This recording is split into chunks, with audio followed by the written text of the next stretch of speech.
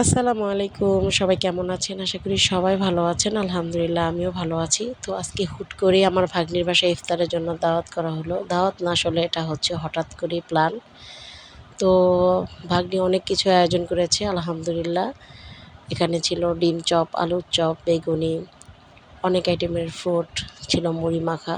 তো ইফতারে যা, যা থাকে তাই ছিল। তো যাই করেছে হঠাৎ আলহামদুলিল্লাহ আমি অনেক খুশি হয়েছি। তো ও মাঝে, মাঝে এরকম হুটহাট করে প্ল্যান করে বিভিন্ন রকম।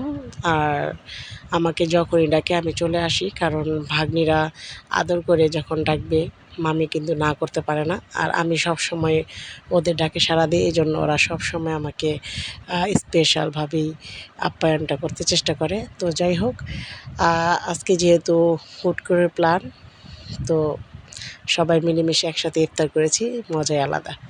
তো সবাই ভালো থাকবেন। অবশ্যই আমার ভিডিওগুলো লাইক, কমেন্টস করবেন। আল্লাহ হাফেজ।